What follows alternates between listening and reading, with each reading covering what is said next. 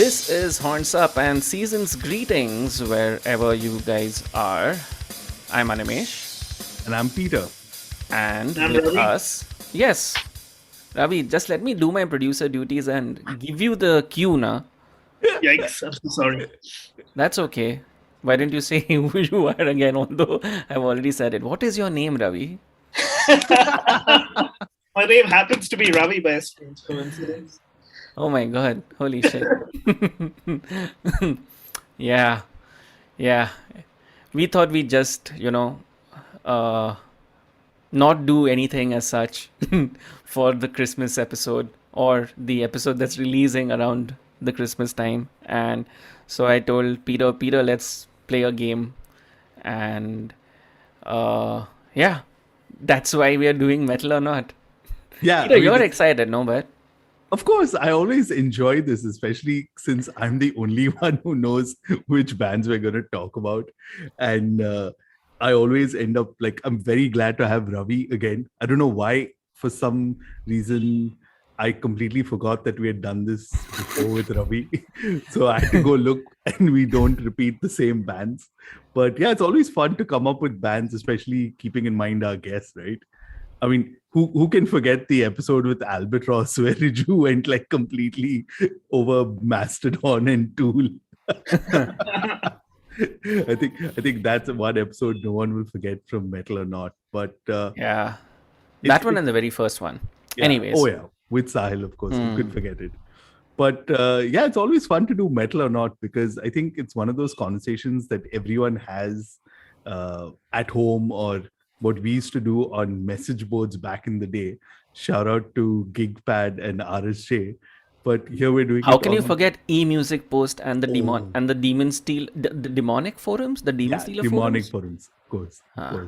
Also, Indian guitar tabs. Oh boy, that's a old, really taking me back to the early 2000s. But yeah, I think that's where we kind of cut our teeth with all having all these kind of opinions in there. And it's strange that I realized when I go back to the forums, because some of them are still online, that Animesh, you and Ravi, both of you used to post, but I had no idea who y'all were in person, never met y'all. Oh well, from doing that behind a keyboard to doing this behind a camera on Zoom. Yeah. Technology. We've come a long way. Cool. So Peter, let's start this off, man.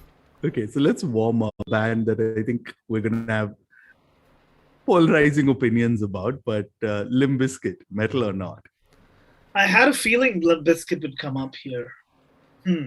Well, they just put out an album. Well, if you want to call that an album, I don't know. It is an album. It's by far one of, I heard it, I'm a Limp Bizkit fan. Even though I've never heard an entire album on its own, except for Gold Cobra and the new one, I dig Limp Bizkit. Their greatest hits wala CD is a guilty pleasure of mine. Yeah, but are they? But it's not fucking metal. I was waiting for that. I was like, wait, is Animesh going to say they are metal? No, man, they're not metal. It's bouncy, it's energetic, it's stupid. They wish they were metal. They wish they were as, even remotely as metal as Rage Against the Machine, who I consider metal, but... I actually think they are metal in the sense that, they essentially formed their own sort of metal, and they're basically the flag bearers of that genre. If you think about it, they're massively influential. I don't think we'd have, for better or worse, bands like Five Finger Death Punch if Limp Bizkit hadn't, pioneered the moronic dudes jabbering about rap genre. See, that's the thing, right? Okay, you say that. If moronic dude rap metal was the genre, then yes. Then maybe, yeah. Maybe Limp Bizkit are the proto-metal to that genre, but when you have a Rage Against the Machine... See, I think Rage Against the Machine were an entirely different kind of thing. I'd say the rap elements were a little more pronounced in Rage Against the Machine. Uh-huh.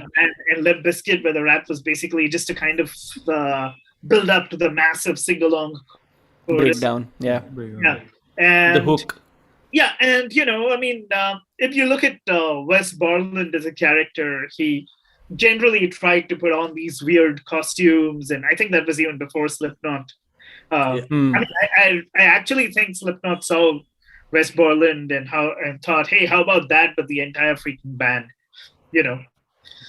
So Speaking of like just Wes Borland, um, I like I don't remember the band name and I don't remember the album name, but I remember listening to it and I remember enjoying it. Black Crown, Blacklight something. yeah, Blacklight, Black Crown Blacklight, Brides or something. No, Blacklight No. bleeds. You're getting confused with Black Veil Brides, dude. no. Ah, Wait, Black Light Burns. burns. Yes, I like both both or at least the first Black Light Burns album. Okay. Yeah, Yeah. I think actually, Wes Borland, I can't claim to have been like, the biggest fan of Limp Bizkit. I don't think I've heard anything other than the hits. But I have Same a here. feeling, he could possibly, in a better musical idiom, he'd probably be a more full-fledged metal kind of player. But, I think Limp Bizkit are definitely metal. They're not the kind of metal that I particularly like or gravitate towards, but definitely metal in terms of the kind of look, the fact that they, for better or worse, they kept the interest in heavy music or slightly noisy sounding music going at a time when the musical idiom in rock was mainly Hootie and the Blowfish and things like that.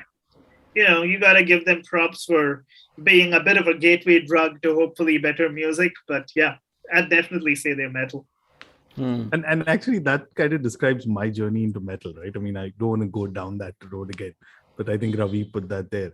But having said that, and kind of now looking back 20 odd years after I heard Limp Bizkit, for my taste at this point, and I'll tell you why I don't consider them metal, it's just the kind of lyrics that they have, right? Like when I was listening to the latest album, their new single is Dad Vibes, which kind of very well describes the entire kind of generation that grew up on their music in there.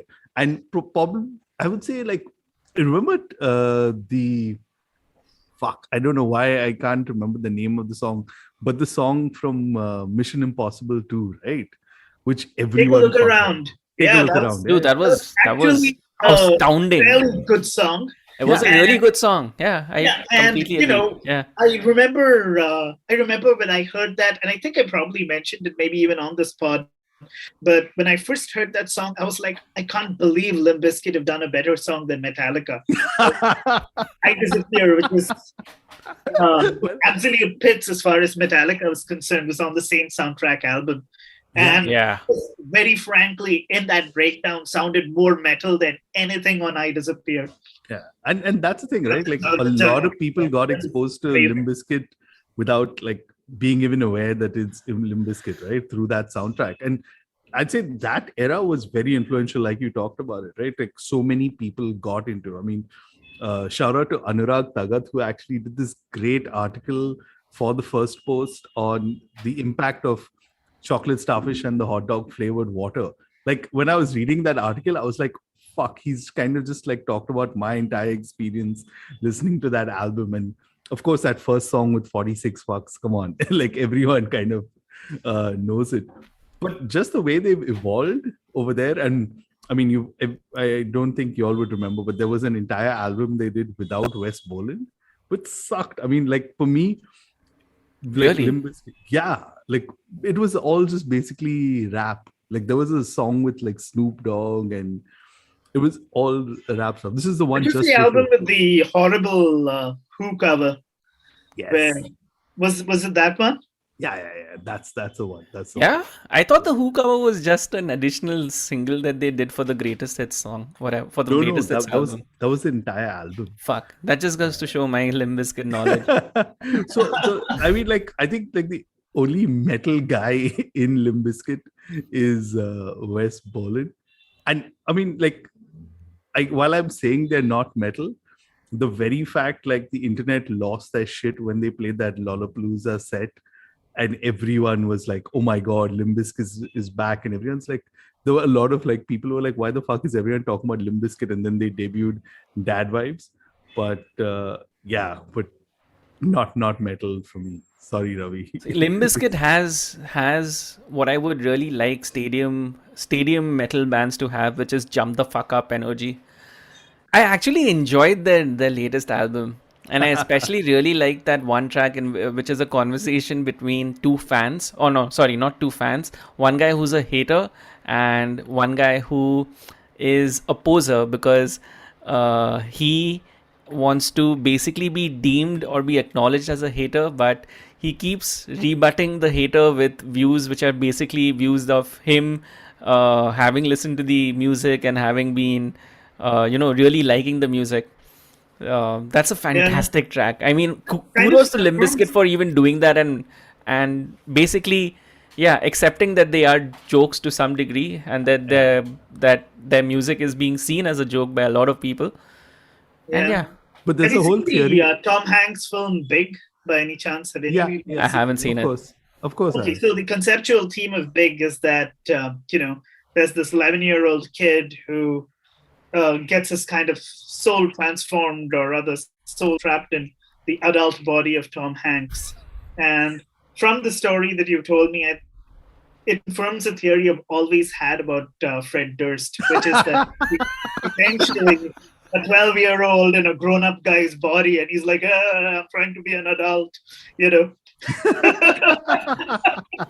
I'm not surprised. I hope no one catches on that I'm actually a child. I'm not surprised. Okay. But yeah, Limp Bizkit will continue to be a guilty pleasure. It's like the amount of times when I've been like totally pissed and started listening to break stuff or shit.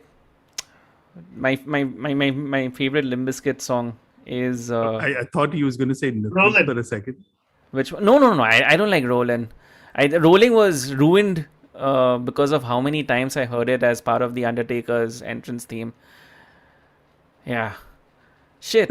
I'm forgetting the Limp Bizkit song, man. Fuck. Okay. I'm just going to remove this entire part then. It'll come to me eventually. Yeah. Okay. All right. Wait 1 second. They make forgettable songs. Come on. Dude, no. They make forgettable songs as a moot. Limp Bizkit making forgettable songs is a moot point because apart from the singles, do you really remember, like, apart from the hits, do you really remember any of the other songs on any of their albums? Like, in terms of the song titles or whatever. I've never encountered anything other than the hits. I heard the hits. I couldn't stand them. While I do still think that it's metal after a fashion, nothing that I heard made me think, you know what, I want to hear an entire album's worth of this. All right. So wait, at the moment though, we are two of us, Peter and me, saying that Limp Bizkit is not metal. So sorry, Ravi, you'll just have to live with that. Yep, that's okay. Okay. So here's a segue, and I'm surprised you kind of brought this up, Ravi. But hey, I guess you kind of are on to me. The next band is Five Finger Death Punch. I'm gonna make this super easy and but I can't make this super easy. I'm gonna wait for your opinions because I have to date never heard a Five Finger Death Punch song. How are you so lucky? I have never heard a Five Finger Death Punch album. Yeah, educate me, guys. You're lucky. Five Finger Death Punch is, I mean, if you assume, Limp Bizkit to kind of get into a sort of canine analogy is Pitbull. Five Finger Death Punch is basically kind of like a Chihuahua that's been faked, but that's pretending to be a Pitbull, And it's got an owner who says, "Bro, look at my Pitbull. He's gonna fuck your shit up." And, it's this tiny little thing, and it's like yapping and annoying. So essentially, Five Finger Death Punch took the most commercial aspects of a Limp Bizkit Bizkit, made them even more commercial. And they're basically a rock band with mildly noisy guitars. I think they're the sort of band that your parents won't mind you listening to because it's all sing along and nice. They're like the Bon Jovi for the new metal generation. Yeah, I don't So know. definitely not metal. Like I'm shocked at how popular the band is. I mean, in a way, I guess when you have it is such. And the thing that really shocked me, Ravi, is that Andy James, the Oh yeah, the guitarist. Shredder, right? Yeah, He joined in. But hey, you know yeah, what? It's no longer the late '80s. Shredders are no longer making money. I mean, I always am amazed at the fact that Steve Vai got to make some 3 or 4 videos for Passion and Warfare, and that was the kind of budget and that was the kind of push that album was being given. I'm sure Andy James has done some really great solo albums, some of them perhaps even in the Passion and Warfare zone as far as technique and stuff like that is concerned, but no one's giving him money to make videos, so he may as well get whatever gig he can get, which pays him enough to keep shredding on the side, right? that's a great way of looking at it. But yeah, I mean, I love the example you gave of the Chihuahua, because like I've heard and I've come across, and I hate YouTube for this, that keeps recommending me tracks by them, and now I have to like keep going and say, do not recommend this channel or do not recommend this. But it just amazes me as how popular they are, and it in a way makes sense, right? I mean, like they're No, it the shouldn't amaze you at all how popular they are. It's basically pop music. I mean, this is like saying, how did AHA become so popular in the 80s? You know, this is yeah. the pop Okay, music so wait. time. I'm gonna. So while the two of you have been talking, I've been looking at their album covers, and Oh, yes, I thought you looked at their band picture. Don't do that. I've looked at the band pictures too, and through the eras, like both the album covers as well as the band pictures, they give off a metal vibe. I mean, first glance will tell me that this is a metal band. But wait, I have two questions, especially with one is about the Chihuahua example. See, Chihuahuas, they pack in a lot of punch for their size. And yes, definitely the key word that I would use to describe a Chihuahua is annoying. So Yeah, are it's these also the guys word like, I would use to describe Five Finger Death Punch. And, I actually thought you'd bring this up, which is why I said a fixed Chihuahua. wow. It's neutered Chihuahua. So so what little aggression it has been snipped right off. So it just yelps, and But continuously it's keeps doing that. it's basically incapable. If its bite cannot be worse than its bark because it has no It bite. has no bite. Okay, Yeah. cool. The second question was, you mentioned AHA, right? Um, Today, AHA, I'm guessing, probably earns every every penny they do because of Take On Me and how popular that song is. Does Five Finger Yeah. Death Punch have that kind of a song? I don't know. I don't want Again, to know. I don't want to know. Then it'll be stuck I in my actually head heard and a I'll hate song by you. them called Champagne, which was incredibly catchy. It was insanely annoying, but it was also really catchy. And, it's exactly like pop music. As of course, I like AHA a lot more than, I'd ever like Five Finger Death Punch. But I can completely get why they are as popular as they are. They're really, really radio friendly. They have enough of a hip hop segment to alienate people who are like hardcore hip hop fans. They have enough guitarists to not alienate people who think they're rock fans. So So it's if so, all wait. So very here's the question. family friendly kind of Huh. rock, contemporary rock band. Definitely nowhere near the ballpark of metal. I guess I'll leave it at that. Will Five Finger Death Punch be a decent fit on a metal festival, even if the programmer knows that they're going to be the band that will largely be used as a piss break? Yeah. That's what's happened. That's how I kind of see it. And I mean, like the number of metal festivals that they play and are part of. I mean, I'm not. I guess this is where the programming is more considered now, based not on like actual music, but more on the social media numbers than anything else. So yeah. Cool. So wait, Yeah, verdicts then? I think they'll actually bring people in, people who Really? may not necessarily be into actual metal might come in to see Five Finger Death Punch. Again, it's back to the gateway drug Yeah. theory. Maybe a few people who like the, mildly offensive guitars that Five Finger Death Punch have will see a couple of bands who have, who go a lot further along that path and say, hey, you know what, I like this. And then, they'll go around saying, hey, I used to listen to Five Finger Death Punch when I was a poser, which I think is what every Five Finger Death Punch fan is going to say at some point of time or the other. So basically, if corporate HR was to book a metal gig and they Exactly. called Five In a Finger Death nutshell. Punch, it would be fine. Yeah. Because they have the metal look and all, but Huh. it's still acceptable. Like they know, and I'm pretty sure they also will. So they'd put be on a good great act. they'd be a good band at like a hard rock cafe kind of a place Oh yeah, where corporates will essentially Exactly. say I fuck think, yeah, and they'll be like doing yeah. अरे I उसका think उसका one of horns the up and most, everything and stuff. I think one of the most famous videos was when they got, I think, this 5-year-old girl on stage to sing, and I was like, wow, look, they found their audience, 5-year-old kids. That's great.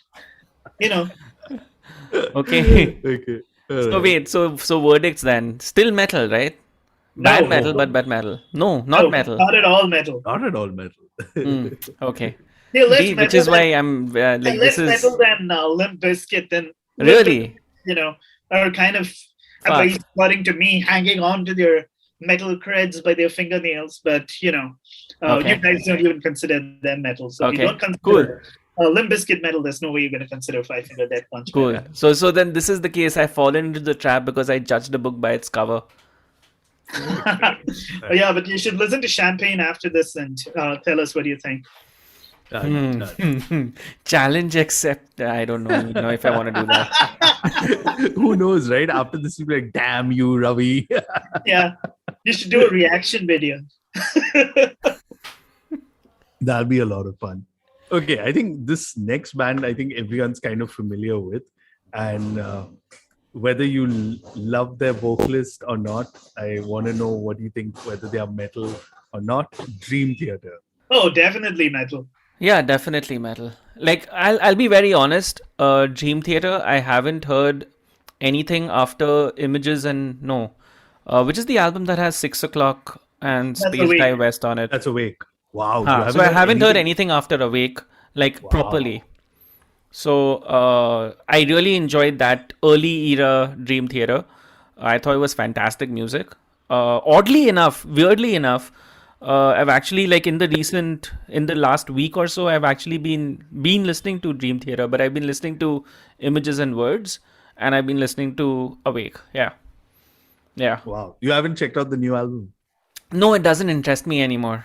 I don't know. It never interested me because I felt like they'd already set their sound, and my expectations from them have been set at those albums, and they really deliver on those albums. So it's not a band that I would go after just to hear a new iteration of the same sound, because while Dream Theater is all about progression, I don't think there's any evolution in it. That's a very good way of putting that. So Yeah. essentially, I think what Dream Theater do is they do what I think they do what they used to do, either better or worse, album by album. And I actually can't stand those first few albums. I honestly feel that the AOR elements and the huge debt they had to Rush was a little more evident in those first few albums than later on. The album that kind of got me into them to the extent that I'm into them was Systematic Chaos, which again is kind of reviled by a lot of the hardcore fans because it was considered a slightly more metal album than some of the ones that preceded it. So Okay. I think Systematic Chaos was really good. So I check out every single Dream Theater album. I like only the occasional Dream Theater album. So I really like Systematic Chaos. I mostly like the one that came after that, which is Black Clouds and Silver Linings. And I really liked the last but one album, Distance Over Time. That was fantastic. It had great songs, great choruses, and it was really, really heavy, and it packed a wallop. I think the new album started well with Alien. After that, it kind of just petered out, and it was more of the same, done slightly more competently. I'm curious to know why Dream Theater is being questioned for its Metal credentials. metalness. Come Yeah, on. for its metal cred. Why don't you think they're metal, Peter? Because you obviously don't. I mean, see, I'll be honest. Like depending on the day, and this again is like when I watched them live, I really liked James Libri. Like I was like, fuck, he's pulling it off. But sometimes on the albums, he's just so fucking annoying. Like I wish like they were just an instrumental band. That'd be so much. Like when you're a Liquid Tension Experiment, you're like, this is what like Dream Theater would sound like without him. And I just wanted to know, I mean, like where you all kind of stand, because Dream Theater I started off really hating James Labrie's voice, but it's something you kind of get used to. And the thing is, I think Labrie is basically a non-metal vocalist in a metal band. Mm-hmm. And in a sense, I think he, because of the kind of melodies he presumably comes up with, I mean, I'm not sure how the songwriting is split in Dream Theater, but I think he has managed to make what would otherwise be very, very dense, unpalatable music more listener friendly to, a wider kind of audience. I think he's basically a Richard Marx type vocalist. He has a nice, pleasant voice. It's definitely not a metal voice. What I'd love to hear is somebody like maybe John Corabi singing for, Dream Theater, somebody with this really rough, gnarly voice who at the same time has a bit of a pitch and range and things like that. That would be fantastic. But, so the same problem I faced with Nevermore, right? It's like Warren, like either you like his voice and you enjoy. No, but Warren is definitely a metal vocalist, dude. Come on. Yeah. No, but I'm saying in terms of just the thing. So I have a similar issue with Nevermore when it comes to. But Animesh, so what's the verdict that it's? Well, for me, it's metal. For Ravi, it's metal. So yeah, Dream Theater is a metal band. Yeah, and for me also. I was just curious to know the opinions of both of you. That's why I threw it in there. I mean, I can't make it all. Yeah, sure. Metals, right? No, so wait 1 second. Am I missing out if I don't hear Laterita or anything after Awake? I'd suggest you give Systematic Chaos a try. I mean, I was going to say Train of Thought because I really liked that one. Oh, Train of Thought is amazing too. Yeah. I actually got into it in the weirdest way possible. If you know Jay from Albatross, he has the drum pattern to one of their songs from Train of Thought tattooed on his hand. Whoa. I asked him about it and he said, oh, hey, it's this song. It's from Train of Thought. I was like, I've never really heard that album. He said, you should. It's really good. And well, it turned out to be really good. Check out Train of Thought also. I really enjoyed that one. Okay. And do those albums still have Portnoy on drums? Sorry, I was speaking over you. But yeah, Train of Thought has a diss track about Jeff Tate, which makes it even more badass.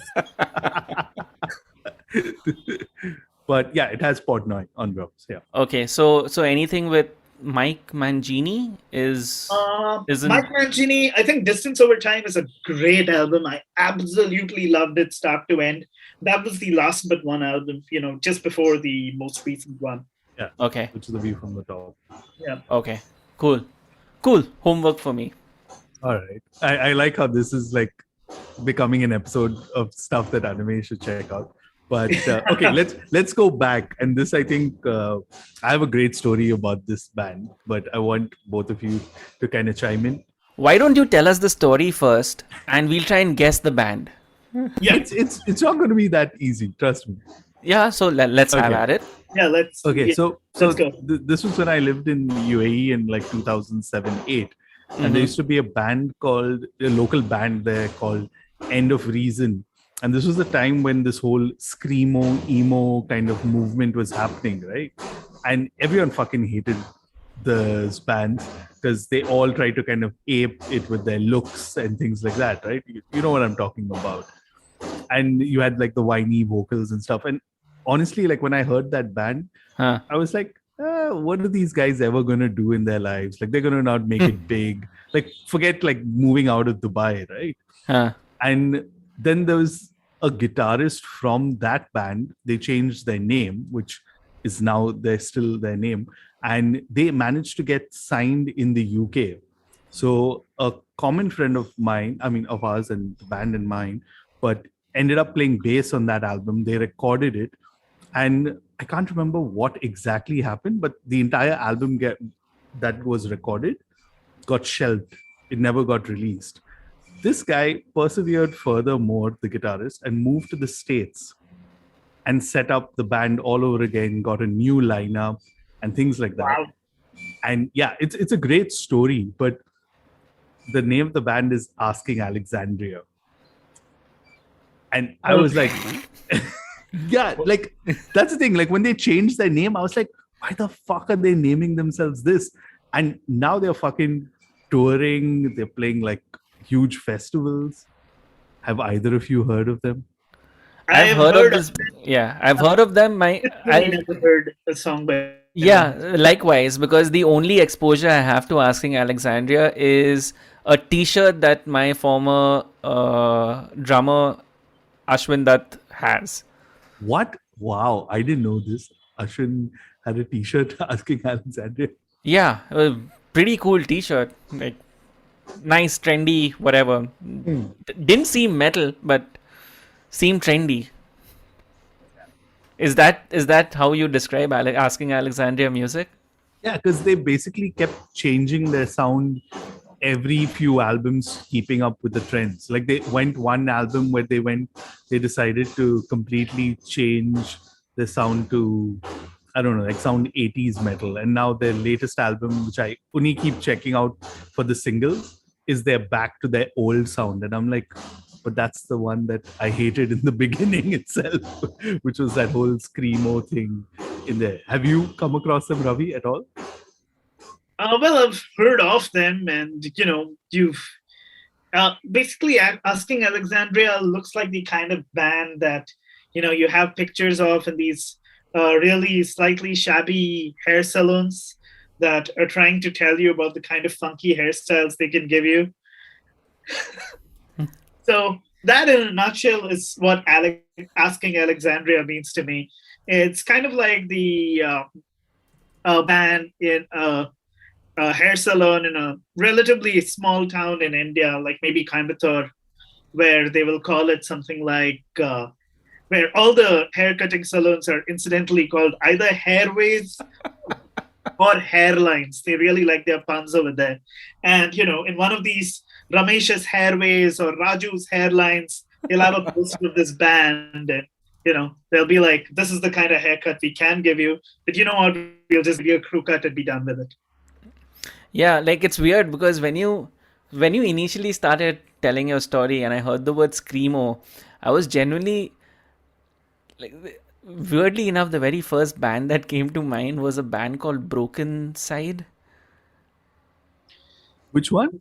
Broken Side. Broken Side? I think like that to me is like I'm actually I'm appalled that the US Army would continue to use Megadeth and Slayer as audio of mass destruction or whatever torture when you have this kind of screamo music available. But yeah, I mean, like for me, Asking Alexandria are like this boy band that keeps changing their sound and try to make it like sugar coated syrup for like kids, right? Like, oh, this is what metal is. And again, no surprises. I mean, Five Finger Death Punch and Asking Alexandria on the same label. So just that tells you something. Okay, so what? I like my first look at them and the only exposure I've had to them tells me that they're not a metal band. Yeah, I feel a little bad passing a judgment on a band that I haven't. Yeah. But you know what? I think I'm just gonna go with my gut here. Asking Alexandria generally looks like one of these really mallcore kind of Mallcore, that's exactly the word. Yeah. basically the kind of stuff that'll be playing in the coffee shop that considers itself an edgier version of Starbucks. Basically, hot topic metal is what you're saying. Kind of. But I All now right. feel obliged to hear a song by them just to kind of I see don't it. even feel obliged. That's your homework, Ravi. That's your homework. Like, it's okay. I can live my life without asking Alexandria anything. Yeah, I mean, like, honestly, I'd rather listen to this construction and noise that's outside my house right now and like add little glitches and electronica bits to it than listen to asking Alexandria. Construction core. Construction core. That Oh, sounds more man. interesting than asking Alexandria. That's saying something. Okay, just a quick aside. So we've got 4 bands done. I've got 2 more. Are you guys up for 2 more? Yeah, Oh, yeah, yeah, easily. sure. This is fun. Okay. Yeah. Okay, cool. Okay, let's do a vibe check. Do you all want like intense discussion or just like Whatever, just rambling? throw it at us, man, Yeah, Peter. Okay, exactly. okay. Yeah. All right, next up is a band I think that all 3 of us are very familiar with and we've heard the discographies for sure. Cynic, metal or not? Fuck. I thought you would be bringing this one Little up. difficult. Yeah. I'd say definitely metal in the Focus era. After that, who knows? I mean, I think they're more like some kind of a uh, to coin a phrase, ashram metal kind of band. Where you want to go for a Vipassana retreat or maybe something slightly less than a Vipassana retreat, and you want to mainly spend time cross-legged and staring into space, and you want something that's mildly interesting going on in the background, and there is Traced in the Air onwards, Cynic waiting for you. I must ask you, have you heard Ascension Codes? I haven't heard the full album. I just heard the single. It was all right. Basically, I like the instrumental components of the music, but the entire thing just doesn't hang for me as cohesively as Focus did. And, I really tried to get into, I think Trace in the Air was their first reunion album. Yeah. Yeah. I haven't tried harder on any album than I tried with that, but it just did not hit it. And the thing is, I like prog rock and I like metal, but this just seemed to be some kind of a meandering, am I this, am I that, I'm not sure myself sort of album. So I'd say they're probably more prog rock than they are metal. I'd definitely put them more in the shred, ambient prog rock kind of category than I'd put them in metal. They had one metal album, but one metal album does not really a discography make. Okay. Peter, do you want to go next? Wow, this is tough. I mean, like, I'm putting this out there. I really love Ascension Codes. It's like, I strongly urge you, Ravi, to hear it because, like, I was like you when I heard the single. I was like, but when you listen to the album, right? And I still remember listening to it for the first time and I messaged Animesh saying that this is a trip. It's one of those albums that you need to listen like start to finish. You don't want to just like sample and things like that because it's just the way the entire album is kind of set up and produced. There's so many elements in there. And for me, that's prog. Like there's so much going on that album. Like on each listen, every time I go back, I'm like, wow, what did they do here? And it's so well produced in terms of all the various elements. And I was like going through the things because there's so many musicians featured on it.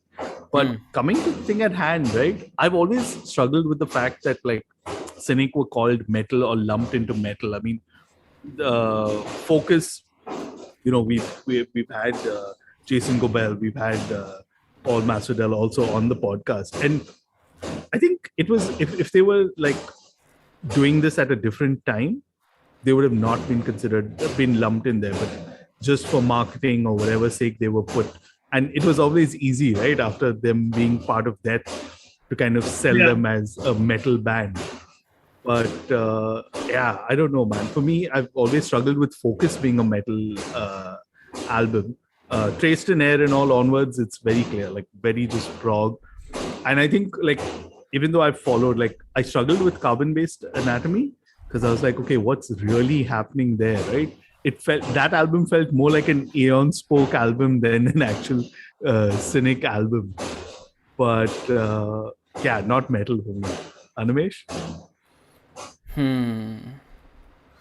This one's actually making me think quite a bit because honestly, if I define Focus as a metal album, then Cynic continues to remain a metal band because apart from the vocals, really, what else has changed? Nothing much significantly, right?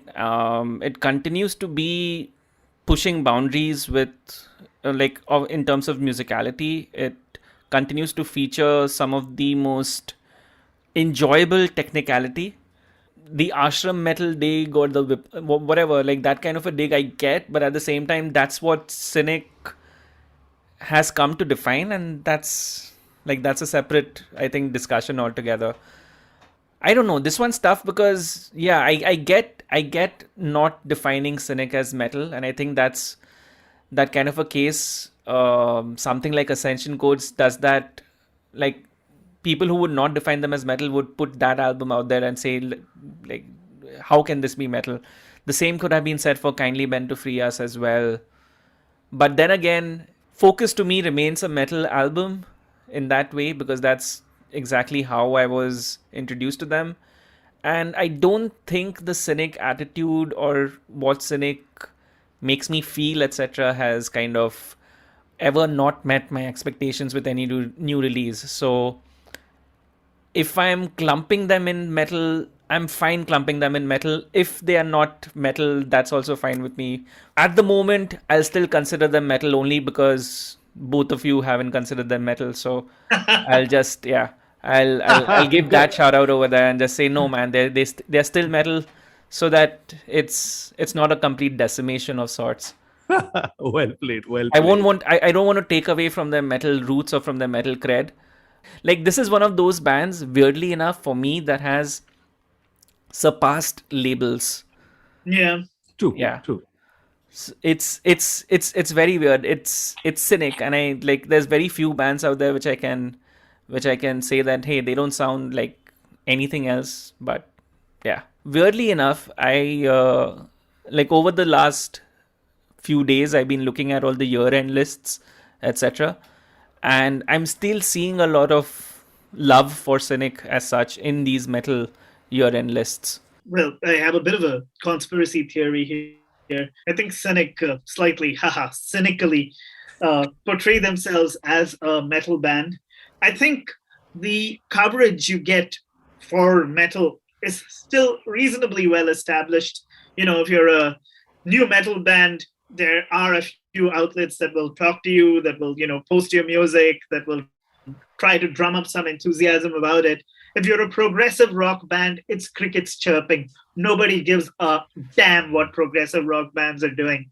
Well, like, for instance, if you want an analogy, let's consider a hardcore prog band like the Flower Kings. When was the last time you heard anybody talking about, hey, the Flower Kings have a new album out? Have you heard it?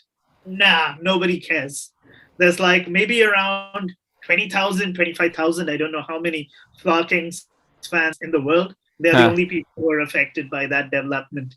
So, in a sense, if they want to be, I'm loving this pun, cynical about it, they'd, say that they're a heavy metal band purely because there just is a well-established and reasonably consistent kind of publicity mechanism around metal bands. And there's a well-established ecosystem of sites that talk about metal, which doesn't exist for the genre of music that they actually are, which is prog rock. Did we ask Paul Masvidal as to whether he considered Cynic a metal band? And he said no, right? No, he said yes. Yeah, he said yes. And he played in Death. Come on, how can he not be metal? No, but no. He there was a lot of weight attached to that answer. There was a lot of context given and justification given as to why he still continues to think it was metal. It essentially boiled down to kind of what I said, which was my roots were there. Now we've evolved, so it doesn't really matter. But if you were to lump us into something, it would still be metal. And also, we also talked to him about like the whole image of metal, right? Like, Yeah. essentially, if you look at like Five Finger Death Punch fans, they're not the same metal fans as Cynic ones, right? And I'm not going to But, spell that out even more. a lot of these people receive their news on the music they like from the same outlets. Exactly. yeah. Yeah. It's which just I a get. matter of convenience, if you ask me. Yeah, true. That's an interesting point, though. I'd honestly, I'd love to talk to Masvidal again, and like these are the kind of talking points I want to address him, because very sad to say, but at the moment he is Cynic. So Yeah. Yeah. Yeah. Plus, I think given the fact that he never seems to give a superficial answer on anything from all of the interviews I've read by him, it yeah, might be something that he's actually interested in talking about. So maybe we yeah. should do something around ascension codes. That'd be great. Oh, yeah. Been That's a trying, plan. man. That's a plan. Been trying. And to wrap this one off, I couldn't have think of a more fun band to do this. I know, Animesh, you're a fan, so you're going to be a bit biased, but what the heck? Steel Panther. Oh, yeah. Definitely metal. Yeah, Steel Panther is metal. When you take the stupidity of Limp Bizkit and you actually provide a bit more heaviness in your sound, and obviously you hark back and you poke fun at one of the best bands to poke fun and completely do a lovely their own take on hair metal. Yeah, Steel Panther definitely metal. Stadium. Yeah, I honestly think that Steel Panther are the last surviving hair metal band, and the so-called poking fun at is again, something that's being done more in a nudge, wink way, so that people who like hair metal only ironically can like Steel Panther.